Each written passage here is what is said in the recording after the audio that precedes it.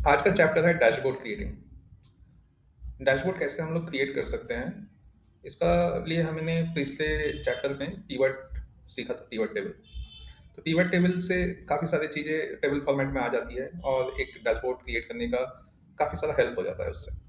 तो अभी मैंने चैट जीपीटी से कुछ डेटा लिया है, बहुत ही छोटा सा डेटा है। छोटा डेटा लेने का कारण ये है कि अगर मैं डैशबोर्ड इस डेटा से बनाऊं तो आपको समझने में ईजी होगा। यही डेटा अगर 100-200 साइज में होगा तो वो पूरा इस शीट में आएगा नहीं, और कहीं ना कहीं एक न्यू लर्निंग फेज में हो सकता है कि आपको दिक्कत हो। वैसे अगर आप प्रैक्टिस में रहेंगे तो 10 डेटा है कि वहाँ पे 1 लाख डेटा है, कोई फर्क नहीं पड़ता, क्योंकि आपको फॉर्मूला वही लगाने हैं, आपको पीवट वही करने हैं, सब कुछ करने हैं। हाँ, हो सकता है कि थोड़ा depending on your system configuration वो थोड़ा हैंग हो जाए, वो अलग बात है। अदरवाइज़ कोई दिक्कत नहीं है। लेकिन फिर भी मैंने जानबूझ के एक छोटा सा डेटा लिया है ताकि जब डेटा क्रिएट हो आपको आइडिया भी लगते रहे अच्छा ऐसे हो रहा है। बाकी यहाँ पे जो भी 10-12 डेटा है उससे कोई फ़र्क नहीं पड़ता, 10-12 हज़ार हो या 10-12। पर डेटा क्रिएट करने से पहले, जब हम डेटा से कोई डैशबोर्ड क्रिएट करेंगे, उससे पहले हमें ये ज़रूर समझना ज़रूरी है कि पर्पस क्या होता है डैशबोर्ड बनाने का, है ना? अगर हम डैशबोर्ड बना रहे हैं तो ये देखेगा कौन? अगर आपको देखना है आप तो ऐसे भी देख सकते हैं, लेकिन अगर डैशबोर्ड बना रहे हैं तो उसमें काफ़ी सारे क्रिएटिविटी होता है, उसमें काफ़ी सारी चीज़ें जो है कलर कोडिंग के साथ दिखाया जाता है, ताकि कोई अगर आपके सामने वाले को आप प्रेजेंट कर रहे हैं तो उनको समझने के लिए इजी हो। तो बेसिकली डैशबोर्ड का पर्पस ही यही है कि आपको किसी को प्रेजेंट करना है, आपके अंडरस्टैंडिंग के लिए डैशबोर्ड नहीं है। आपको ये सोच के डैशबोर्ड बनाना पड़ेगा कि मैं ये डेटा किसी को दिखाने वाला हूँ। वो चाहे कोई भी हो सकता है, आप अपने हायर मैनेजमेंट को दिखा सकते हैं, आप अपने क्लाइंट को दिखा सकते हैं, आप अपने मैनेजर को दिखा सकते हैं ना। मैं किसी को प्रेजेंट करने वाला हूँ ये डेटा, तो उसी के लिए आप उसको और विजुअलाइजेशन डालना चाहते हैं ताकि देख के इजीली समझ में आए। अगर आप किसी डेटा पे काम कर रहे हैं तो आपको डेटा बिना डैशबोर्ड को भी समझ में आ जाएगा, आप उसमें फॉर्मूला लगा के देख सकते हैं, कर सकते हैं।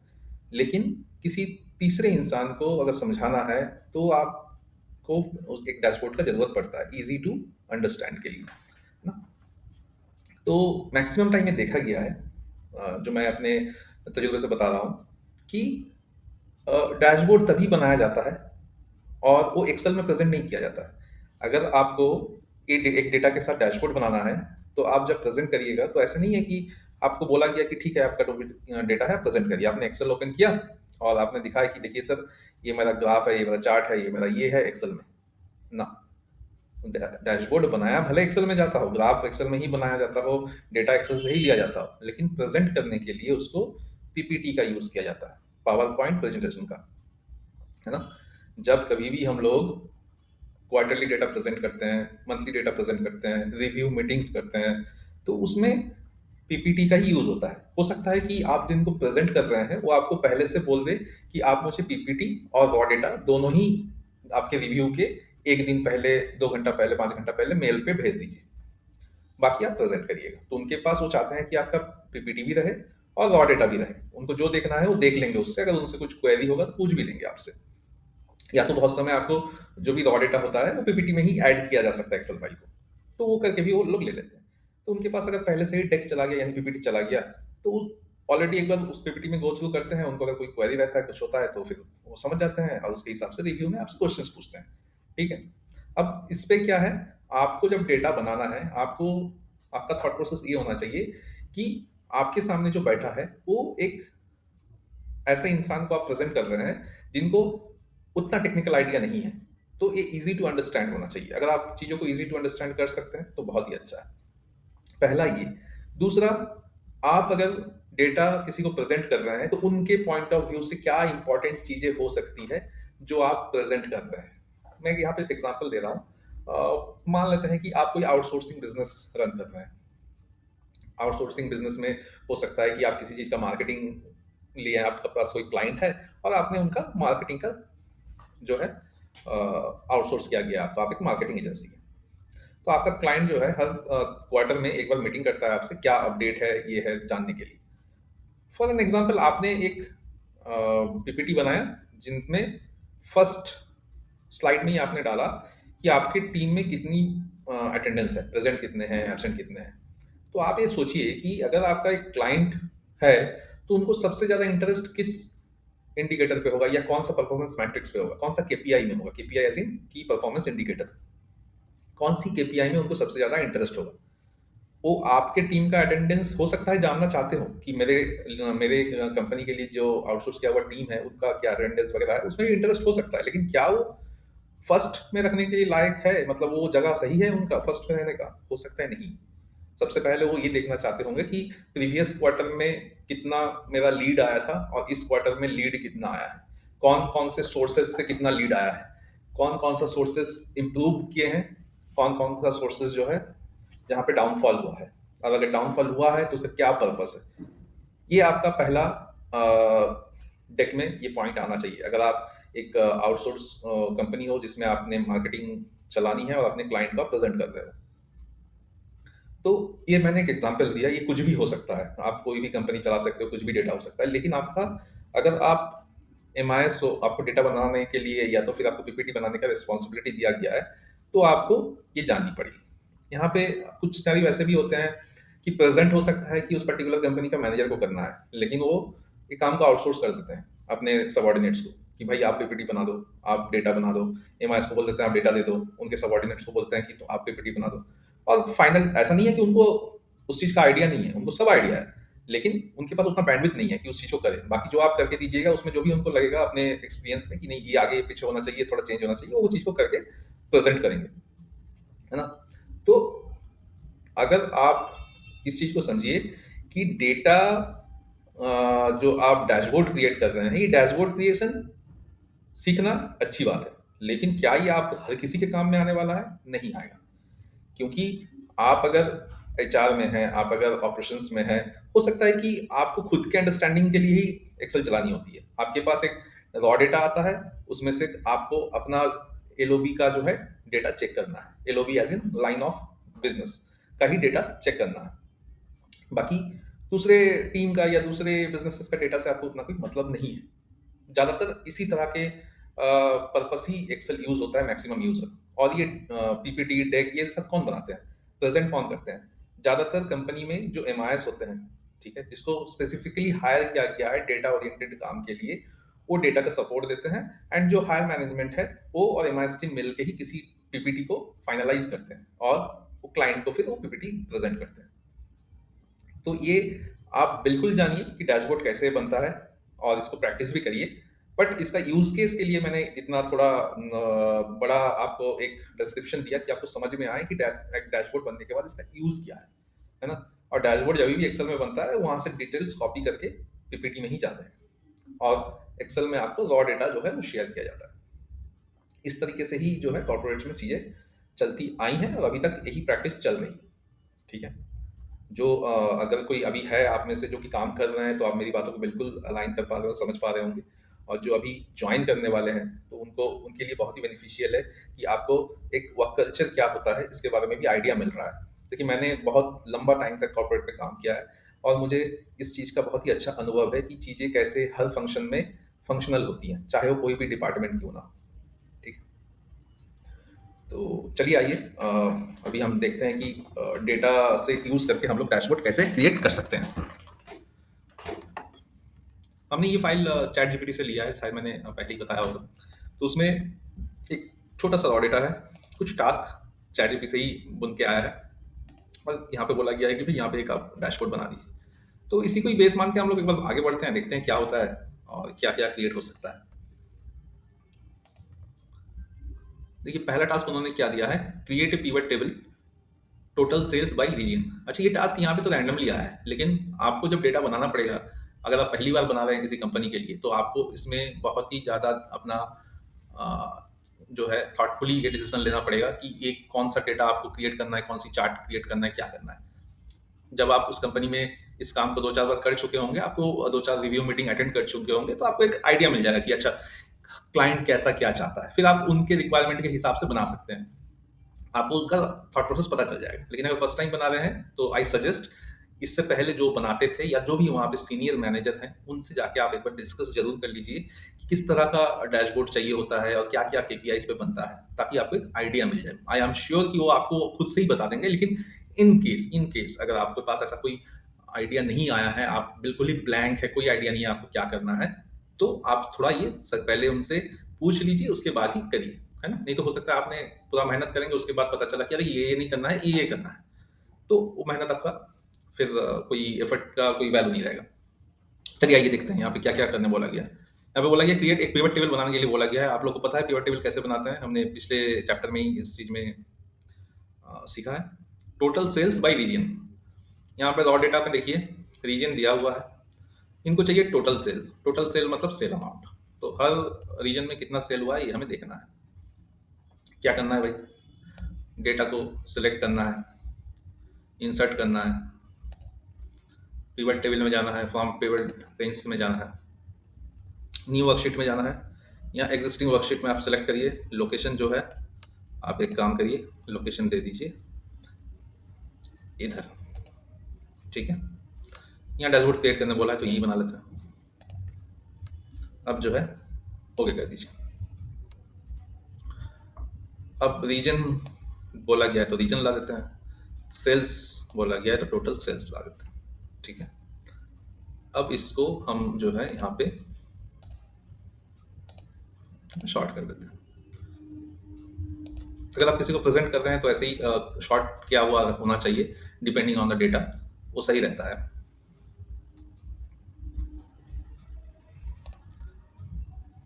देखिए इससे आप ग्रैंड टोटल को हटा सकते हैं, जो आप कर सकते हैं, ठीक है। जैसे यहाँ पे आप ग्रैंड टोटल को रखना चाहते हैं तो रख सकते हैं, हटाना चाहते हैं तो हटा सकते हैं, टोटली आपके ऊपर है। ब्लैंक्स को हटाना चाहते हैं तो हटा सकते हैं, रखना चाहते हैं रख सकते हैं। मतलब अगर यहाँ पे कोई ब्लैंक्स होता तो, ब्लैंक्स एज इन ये ब्लैंक्स नहीं, अगर बहुत सारे डेटा पे होता है ना यहाँ पे ब्लैंक्स एक दो आ जाता है तो आपको हटाना चाहे तो हटा सकते हैं।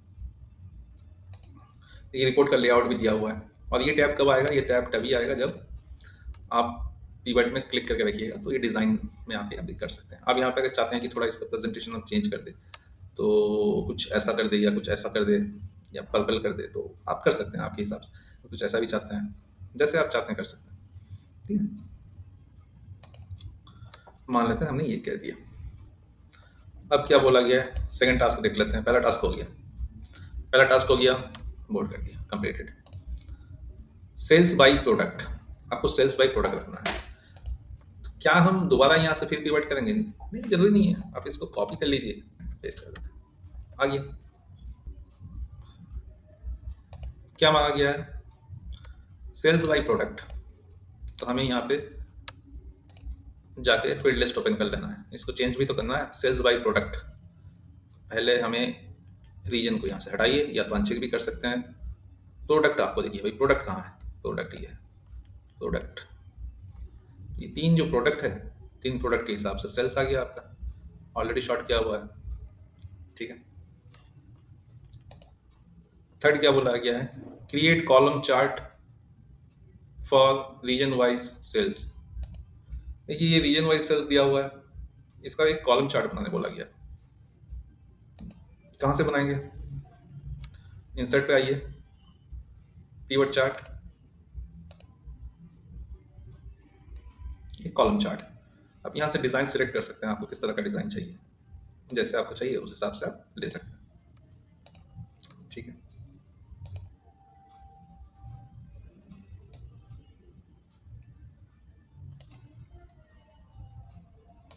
काफ़ी छोटा हो गया, एक काम करते हैं यहाँ से इसको आप हटा सकते हैं, इसमें एडिट कर सकते हैं।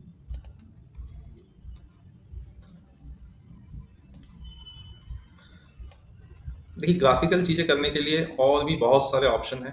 अगर आप थोड़ा समय देके देखिएगा तो आपको बहुत सारे ऐसी चीज़ें मिलेंगे जहाँ पे ग्राफिकल चेंजेस हो सकते हैं, ठीक है।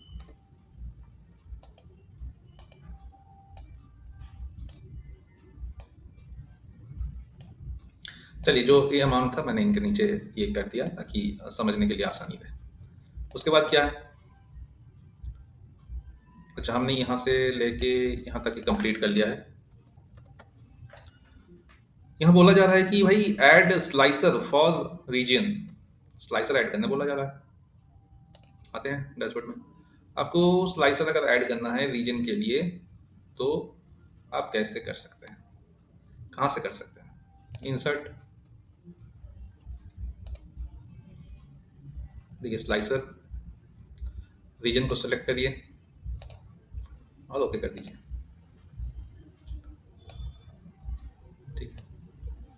इसको ऐसे भी कर सकते हैं।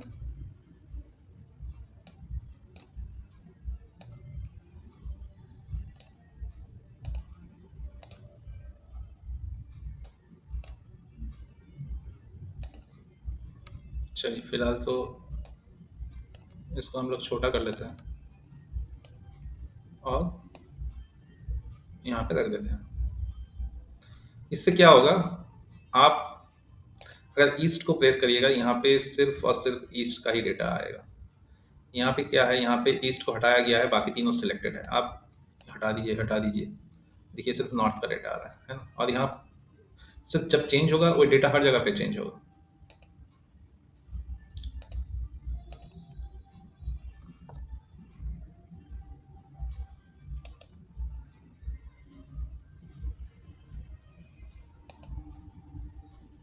देखिए इससे मैंने क्या किया, ये पिवट टेबल जो 1 है और ये पिवट टेबल 2 है, मैंने दो यहाँ पे सिर्फ 1 कनेक्टेड था और इससे कनेक्टेड था हमारा ये चार्ट। तो ये दोनों अपने में चेंजेस हो रहे थे। अगर आप देखें, मैं हटा देता हूँ उनको, अगर मैं ईस्ट को सिलेक्ट हटा रहा हूँ तो ये दोनों चेंज हो गई, इसमें कोई चेंजेस नहीं आ रहा है।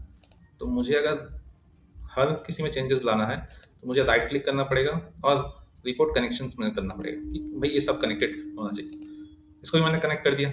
अब क्या होगा, मेरे कोई भी चेंजेस से हर चीज में देखिए आप चेंजेस आएगा, है ना। ये एक चीज हो गया, तो ये भी हमने कर दिया। एड स्लाइसर और प्रोडक्ट, एक प्रोडक्ट का भी स्लाइसर बनाने बोला गया है। बहुत बढ़िया, यहीं पे हम लोग बनाते हैं।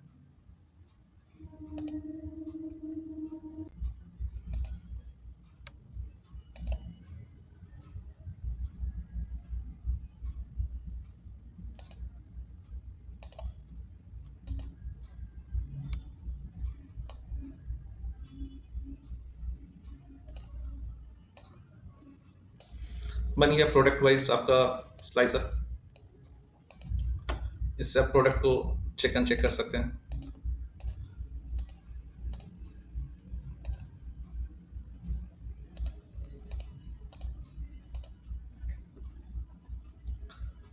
देखिए अभी अगर आप सोचिएगा कि जैसे मैंने यहाँ पे लिंक किया था सबको, वैसे इसके साथ भी कर देते हैं इनको, तो कर सकते हैं।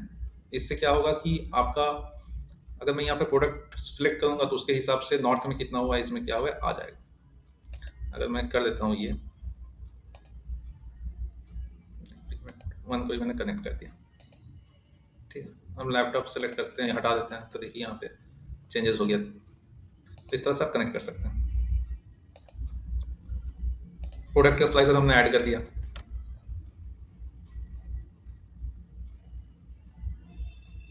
Add KPY card, total sales, total unit sold. अच्छा, केपीआई कार्ड बनाने बोला गया है, टोटल सेल्स का और टोटल यूनिट सोल्ड का। केपीआई कार्ड और कुछ नहीं है, टोटल सेल कितना हुआ है, टोटल यूनिट सोल्ड कितना हुआ है, वो आपको दिखाना है। उसके लिए आप इंसर्ट में काम करिए, आप इंसर्ट में शेप्स ले लीजिए और इस तरह का कोई शेप नहीं है, जो जैसा आपको शेप सही लगे उस तरह का शेप आप यहाँ पे ले सकते हैं, ठीक है।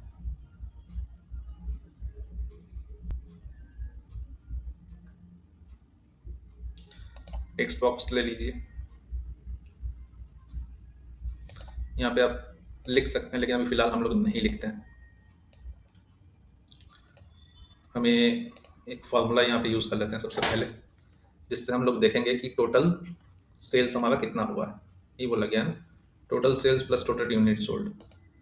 तो अगर आपके पास इतना सिंपल डेटा है जिसको आप डायरेक्ट ऐसे ही देख सकते हैं कि भाई टोटल यूनिट कितना सोल्ड हुआ है, यूनिट प्राइस कितना है, टोटल यूनिट यहाँ पे देख लीजिए 63 आपका सोल्ड हुआ है और सेल्स अमाउंट कितना है, तो आपका यहाँ पे हुआ है 17,10,000। तो 17,10,000 आप इस चीज़ को यहाँ पे लिख सकते हैं, या तो फिर आप यहाँ पे सम करिए, आप अपने रॉ डेटा में जाके इसको कर लीजिए, ब्रैकेट क्लोज करके एंटर कर लीजिए, ये डेटा आपको यहाँ पे आ जाएगा, ठीक है। इस पे भी आप जो है as a KPI cards create कर सकते हैं। और यूनिट सोल्ड कितना बोला गया था, इसको भी आप सम कर लीजिए। तो ये डेटा के ऊपर डिपेंड करता है, यहाँ नॉर्मल सम का जरूरत पड़ रहा है, आपको हो सकता है सम इफ का जरूरत पड़े, सम इफ का जरूरत पड़े, काउंट इफ का जरूरत पड़े, है ना। तो तो ये डिपेंड करता है कि आपका डेटा कैसा है। यहाँ पे हमने छोटा डेटा लिया था तो ये इस पे हो गया। तो आप इस नंबर को इस पे लिख सकते हैं।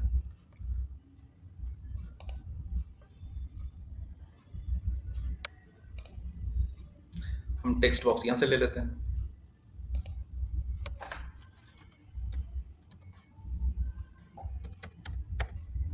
आप इसमें शुरुआत में जाकर लिख दीजिए।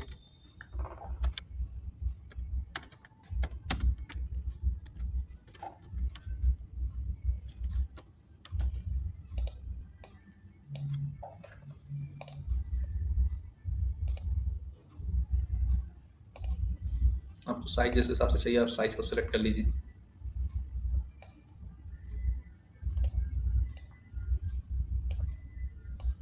फिर आप अपने हिसाब से इस चीज़ को कर सकते हैं। अब इसको बड़ा चाहिए, कम करना है, जैसा करना है आप कर सकते हैं। इस तरह से 63 टोटल यूनिट सोल्ड भी आप लिख के बना सकते हैं। तो ये एक टास्क है जो इन्होंने यहाँ पे हाईलाइट किया था। उसके बाद बोला गया है design dashboard sheet with proper formatting. तो अब ये डैशबोर्ड जो शीट है उसको प्रॉपर फॉर्मेट में डालना बोला गया। तो फॉर्मेटिंग डिपेंड करता है आपके रिक्वायरमेंट के ऊपर, आप क्या चाहते हैं। अगर आपको इसी पेज को आपके मैनेजर को दिखाना है तो इसको आपको थोड़ा सजाना पड़ेगा। जैसे यहाँ पे जैसे ग्रिड लाइन दिख रहा है तो भाई ग्रिड लाइन को हटाना पड़ेगा। ग्रिड लाइन मतलब ये जो यहाँ पे बॉक्सेस रहते हैं, है ना। अगर आपको जैसे ये टोटल सेल हो गया, वैसे सेम अगर आपको करना है, आपको मैंने सेम को कॉपी कर लिया ताकि ये करना पड़ेगा आपको।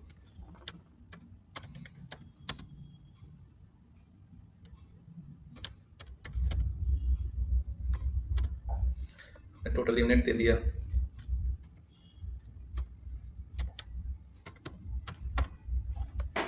ठीक है, अब इसको हम हटा देते हैं।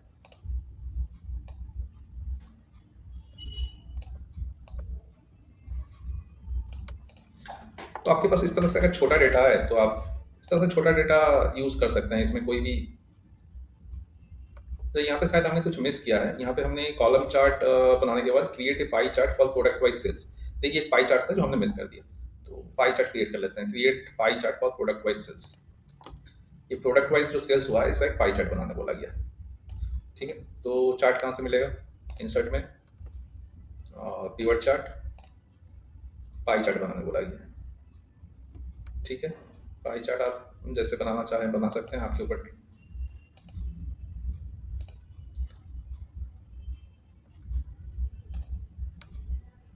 के डिज़ाइन में बहुत सारा फॉर्मेट है, आपको जो सही लगता है, आपके टेस्ट के साथ जो सूट करता है आप उस चीज़ को ले सकते हैं।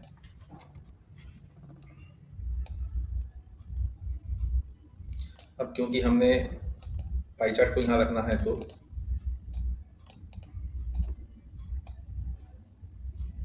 इनको यहाँ से हटा देना है।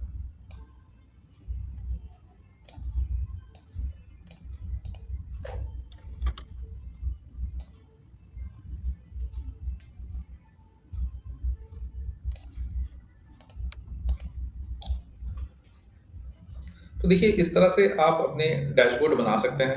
ये तो बहुत ही बेसिक सा है क्योंकि यहाँ पे हमारे पास जो टास्क बोला गया था उसी पे हमने क्रिएट किया है। लेकिन मोर और लेस ऐसे ही है। आपको अगर बहुत बड़ा डेटा भी मिल जाता है तो अलग अलग चार्ट आप यूज़ करेंगे और डेटा को उस तरह से सजाएंगे।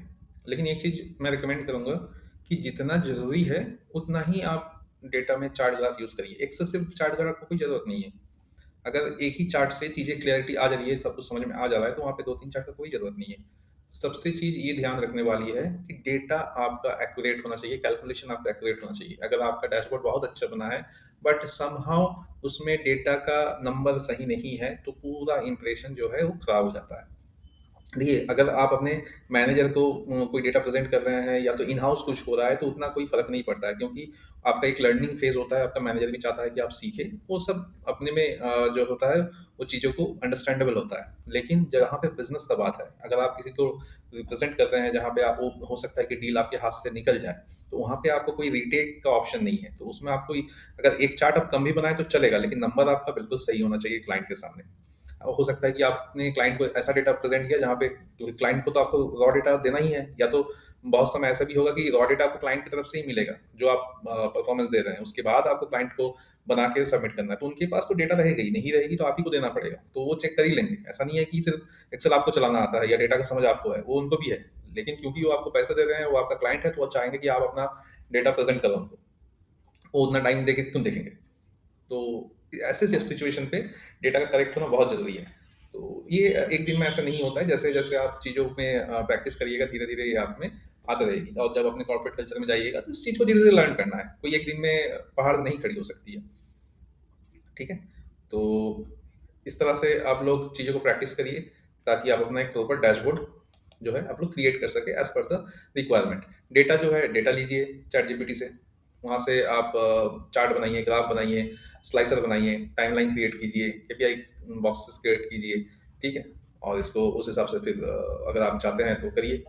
देखिए, आज के डेट में जो बहुत बड़ी-बड़ी कंपनी है, वो सिर्फ़ एक्सेल के चार्ट ग्राफ्स में ही सीमित नहीं है। वो इससे भी आगे जाके डेटा को रिप्रेज़ेंट करने के लिए बहुत सारा टूल का यूज़ करते हैं। एक पावर बीआई, आपने नाम सुना होगा, बहुत ही प्रसिद्ध है, आजकल काफ़ी चर्चे में भी आता है, हर कोई पावर बीआई बोला जाता है। तो पावर बीआई का यूज़ करते हैं, ताकि मैक्सिमम डेटा का यूज़ करके उसमें जब बड़ा-बड़ा डेटा होता है, तो उसमें और भी अच्छे से उसको प्रेज़ेंट किया जाता है। और भी काफ़ी सारे टूल हैं। आज के डेट में बहुत सारे ऑनलाइन एप्लीकेशन भी है, जो आपको इस तरह से डेटा बना के चेक करके दे देगी, ठीक है? आप अगर नॉर्मल आपके पास एक्सेल 365 है और आपके पास एक बड़ा डेटा है, आपको कुछ नहीं करना है। आपको रॉ डेटा में जाके यहाँ पे सिर्फ़ ऑन करना है, ऑटो सेव को ऑन कर दीजिए। ये आप फ़ाइल जो है आपका, ये आपका फ़ाइल सेव हो जाएगा अ, आपके जो है वन ड्राइव में। क्योंकि जब आप कोपायलट का यूज़ करेंगे, तो वो फ़ाइल वन ड्राइव में होना चाहिए। मतलब ये ऑनलाइन आपका ऑन होना चाहिए, तभी आपका कोपायलट काम करता है, नहीं तो वो रीड नहीं कर पाता आपके फाइल में क्या है।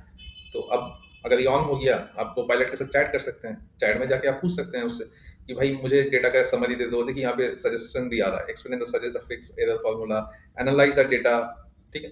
तो वो बड़ा-बड़ा तो टेस्ट आपको ग्राफ बना के खुद ही दे देगा, आपको कुछ करने की जरूरत ही नहीं पड़ेगा।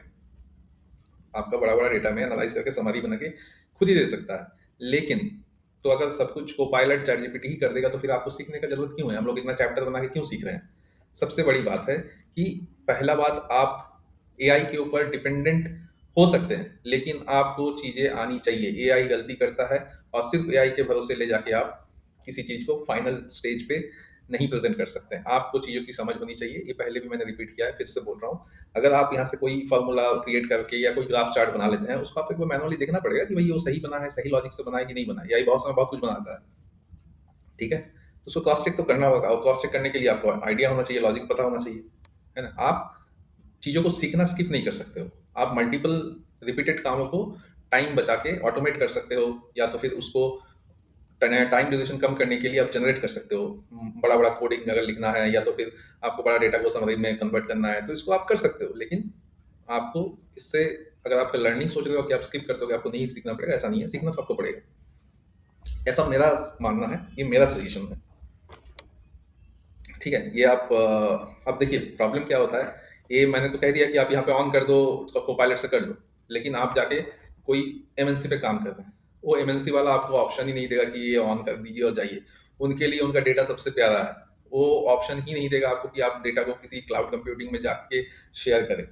आपको जो करना है उनके सिस्टम में, उनके एक्सेल पे ही करना है, बाहर नहीं भेजना है। अगर बाहर भेजना भी होगा, तो उनके लिए उसका डेडिकेटेड एक पर्टिकुलर पर्सन होगा, जो ऑथराइज्ड होगा उस चीज़ को, कंपनी के डेटा सिक्योरिटी मॉडल को, कंप्लायंसेस को फॉलो करके चीज़ों को करने के लिए। आपके पास उसका एक्सेस नहीं होगा, है ना? तो आप अपना, अगर मान लीजिए आपने सीखा नहीं, आपने कोपायलट चैटजीपीटी का यूज़ करके पहुँच गए आप डेटा को एनालिसिस करने। अब वहाँ जाके पता चला कि भाई कोपायलट चैटजीपीटी का तो एक्सेस है ही नहीं। आप अपने डेटा को कहीं शेयर नहीं कर सकते। आपके कंप्यूटर में डेटा रहेगा, वहीं से आपको जो करना है करना है। फिर आपको यहाँ तक हो सकता है कि अपने, बहुत जगह वैसे भी है कि आप अपने फ़ोन को भी यूज़ नहीं कर सकते। जहाँ सेंसिटिव डेटा होता है, वहाँ पे एम्प्लॉयी को फ़ोन भी नहीं ले जाना अलाउ होता है ना? अब मान लीजिए आपको किसी का डेटा लीक करना होगा, आप तो वहाँ से फ़ोन में पिक्चर लेके किसी को भी भेज सकते हैं। तो इस तरह से बहुत सारे रूल्स एंड रेगुलेशंस होते हैं, जहाँ रियल टाइम में आप काम करिएगा। तो सिचुएशन के ऊपर डिपेंड करता है, इसीलिए आपको सीखना तो सभी पड़ेगा। और ये ग्राफिकल प्रेजेंटेशन जो भी है, ये तो हमने देख लिया। ये टॉपिक में तो नहीं है, लेकिन मैं एक चीज़ यहाँ पे ऐड करना चाहूँगा। आप लोगों ने मैक्रो के बारे में तो सुना ही होगा। देखिए, मैक्रो अपने आप में एक बहुत बड़ा चैप्टर है ना? मैक्रो मैं आपको उसका थोड़ा एक हिंट दे देता हूँ। देखिए यहाँ पे एक डेवलपर टैब है, आपको दिख रहा होगा। आपके केसेस में हो सकता है आपके पास हो या ना हो। अगर नहीं है तो यहीं पे कोई टैब में आके राइट क्लिक करिए और कस्टमाइज द रिबन करके इस बटन पे क्लिक करिए। आपके पास ये ओपन हो जाएगा। इसमें आके आप ये डेवलपर टैब को चेक कर सकते हैं। अगर अनचेक रहेगा इसको चेक करके ओके कर दीजिए, आपके पास वो टैब जो है हाईलाइट हो जाएगा। डेवलपर टैब में आने के बाद आपको दिखेगा यहाँ पे रिकॉर्ड मैक्रो का ऑप्शन है, ठीक है, और यहाँ पे मैक्रो विजुअल बेसिक्स का है। तो बेसिकली जो काम हमें डे टू डे लाइफ में करना पड़ता है उस चीज़ को हम यहाँ से रिकॉर्ड कर सकते हैं और उसको फिर रन करके मैनुअली उस काम को नहीं करके एक क्लिक से कर सकते हैं। फॉर एन एग्जाम्पल कैसे, अगर मान लेते हैं कि आपके पास इस तरह का एक रॉ डेटा आता है, ये छोटा है, आपके पास बड़ा आता है, तो आपको क्या करना पड़ता है, डेली रॉ डेटा को यहाँ पे आपको मैं दिखाता हूँ क्या है। तो पहले मैं रिकॉर्ड ऑन कर लेता हूँ ताकि आपको पता रहे। सबसे पहले आप क्या करिएगा, मैक्रो का रिकॉर्ड ऑन कर लीजिए, यहाँ पे रिकॉर्ड मैक्रो कर दीजिए। कुछ भी स्टेप्स जो आप डेली करने वाले हैं उसको रिकॉर्ड करना है। जैसे हम लोग वीडियो रिकॉर्ड करते हैं, जहाँ से रिकॉर्ड करना है वहाँ से स्टार्ट करते हैं और उसके बाद बंद कर देते हैं। वैसे जो काम कर रहे हैं उस स्टेप स्टार्ट होने से पहले हमें रिकॉर्ड ऑन करना है, तो हम यहाँ पे ऑन कर देते हैं। देखिए नाम क्या पूछ रहा है, मैक्रो वन। आप मैक्रो वन रहने दे सकते हैं या कुछ भी आप नाम रख सकते हैं आपके हिसाब से, जो भी डेटा का नाम है। यहाँ पे शॉर्टकट की क्या मांगा जा रहा है, शॉर्टकट की आप डाल दीजिए कंट्रोल शिफ्ट डब्ल्यू। शिफ्ट अब कैप्स में डब्ल्यू डालिए, यहाँ पे ऑटोमेटिक ले लेगा, या तो जो भी आपको सही लगे आप डाल सकते हैं, कंट्रोल भी डाल सकते हैं। अब यहाँ पे कहाँ पे सेव होगा पूछा जा रहा है, आप दिस वर्क बुक्स भी कर लीजिए, पर्सनल वर्क बुक भी कर सकते हैं, ठीक है, आपके ऊपर निर्भर करता है। दिस वर्क बुक करिएगा तो इसी वर्क बुक में ये सेव होगा।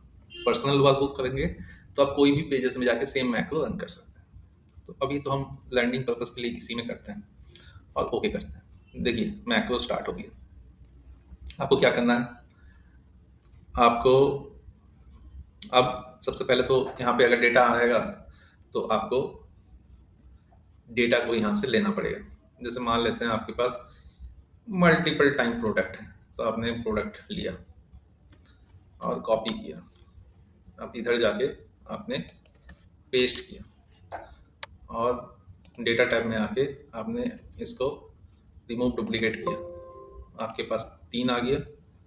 अब आपने क्या किया, आपने इसमें equals to sum if add किया, आपने रेंज सिलेक्ट किया, उसके बाद क्राइटेरिया सेलेक्ट किया, उसके बाद सम रेंज दिया आपने और ब्रैकेट क्लोज कर दिया।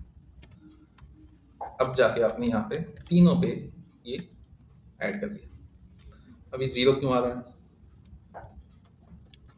देखिए यहाँ पे जो रेंज दिया है हमने प्रोडक्ट की जगह पे सेल्स पर्सन पे दे दिया है, तो ये D2 से D9 नहीं होगा, C2 से C9 होगा,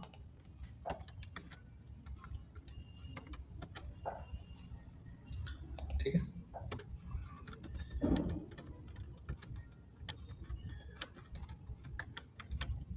आ गया। हो सकता है कि डेली आपके पास एक रिपोर्ट आता है और आपको ऐसा करके निकालना पड़ता है, तो आप इस चीज़ को ऑटोमेट करना चाहते हैं और आप इसको ऑटोमेट करने के लिए रिकॉर्डिंग स्टार्ट कर दिया।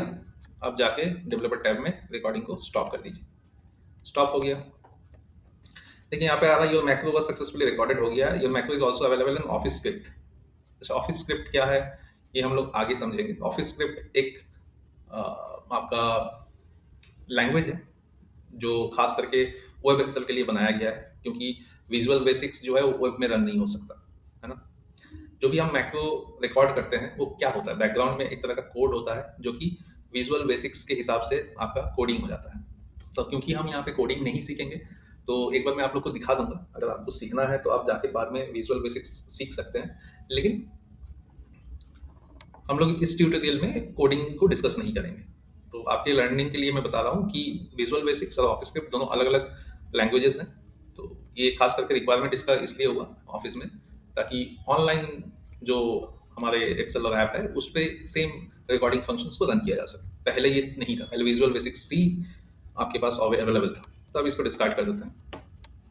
अब आपके पास यहाँ पे मैक्रोस में आके देख लेते हैं। देखिए मैक्रोस आपका सेव हो गया, ठीक है। तो क्या करेंगे, इसको एक बार हटा देते हैं यहाँ से।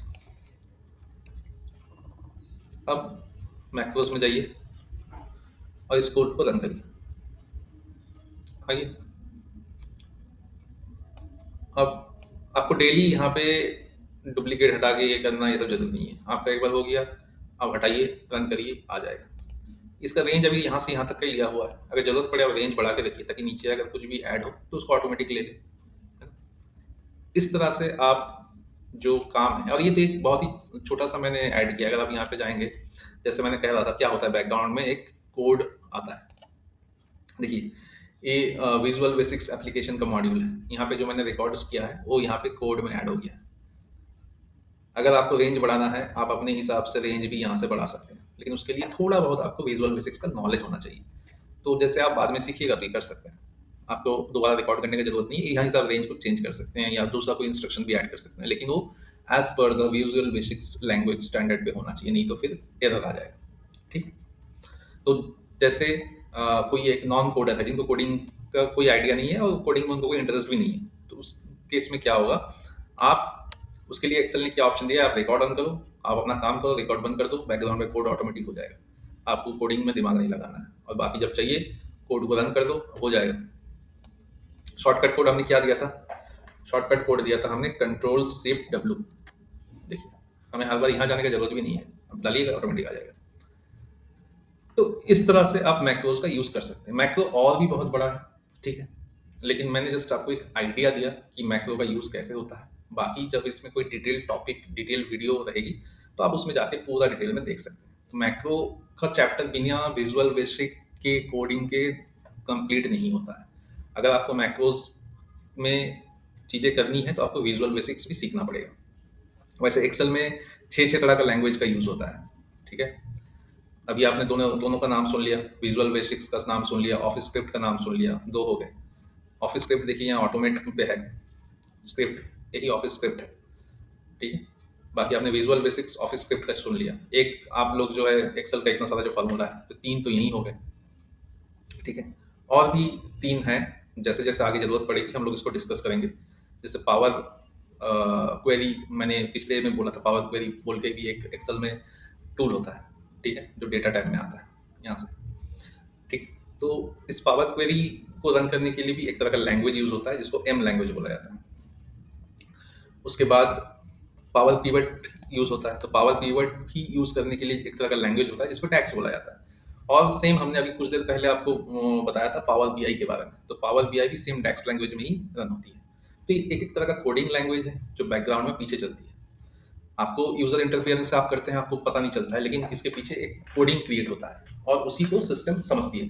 आप जाके यहाँ पे अगर होम प्रेस करके आप कुछ कर रहे हैं, बोल्ड कर रहे हैं, तो सिस्टम को ये समझ में नहीं आता है कि आप बोल्ड कर रहे हैं कि क्या कर रहे हैं। इसके पीछे एक कोड है जो कि इंस्ट्रक्शन जाती है कंप्यूटर को, कंप्यूटर उसके हिसाब से रिएक्ट करती है ना। इसको इस तरह से क्यों बनाया गया है, ताकि आप इजीली समझिए, आपको इजी हो, एक लेमैन यूज कर पाए, इसी पर्पज से इस चीज को ऐसे बनाया गया है।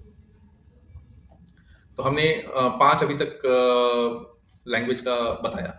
एक एक्सेल का अपना, एक विजुअल बेसिक्स, एक ऑफिस स्क्रिप्ट, दूसरा डैक, मतलब तीन हो गया, चौथा डैक्स, पांचवा एम, और छठा है पाइथन, ठीक है। आपको अगर पता हो ऑफिस 365 में पाइथन भी ऐड हो चुका है, पाइथन का भी आप यूज़ कर सकते हैं। पाइथन बहुत ही सिंपल तरीके से ऑफिस में एक्सेल में इंटीग्रेट किया गया है।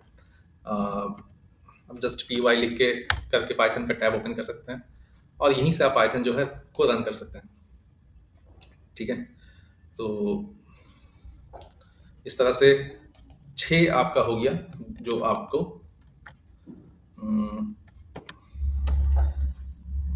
लैंग्वेज यूज होता है। तो क्या आपके लिए अभी पॉसिबल है छः छः लैंग्वेज सीखना?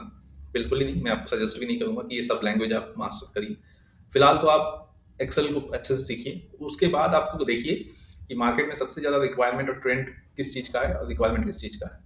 उसके हिसाब से आप खुद से डिसीजन लेने के लिए, अब जब एक्सपीरियंस हो जाएगा ना 1 साल 2 साल का, आपको खुद से आ जाएगा कि आपको क्या सीखना है। आपको विजुअल बेसिक्स सीखना है कि आपको ऑफिस स्क्रिप्ट सीखना है, आपका जॉब का रिक्वायरमेंट क्या है, आपको पाइथन सीखना है कि आपको डैक्स सीखना है कि आपको एम सीखना है ना।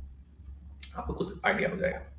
आप लोग को एक इम्पॉर्टेंट बात ये भी याद रखनी है, जब कभी भी आप मैक्रो का यूज़ करोगे और उस फिर आपको वो जो अगर वर्कबुक को आपको सेव करना है तो नॉर्मल एक्सेल एक्स फॉर्मेट में वो सेव नहीं होगी, और अगर होगी भी तो जो आप मैक्रो सेव किए हो वो डिलीट हो जाएगी। उसके लिए आपको सेव करना है किस फॉर्मेट में, आपको सेव करना है, देखिए एक्सेल को Excel macro animated workbook, XLSM, इसको आप करिए। उसके बाद आपको जहाँ भी सेव करना है, इसको आपको डाउनलोड में करना है या डेस्कटॉप में करना है, वहाँ पे आप सेव करिए। अगर आप करिएगा तो इसमें मैक्रो रहेगी, और अगर आप नॉर्मल जो पहले वाला फॉर्मेट था XLSX, इसमें करिएगा तो मैक्रो हट जाएगी। तो इस बात का जरूर ध्यान रखिएगा। तो इस चैप्टर में इतना ही, मिलेंगे नेक्स्ट चैप्टर में।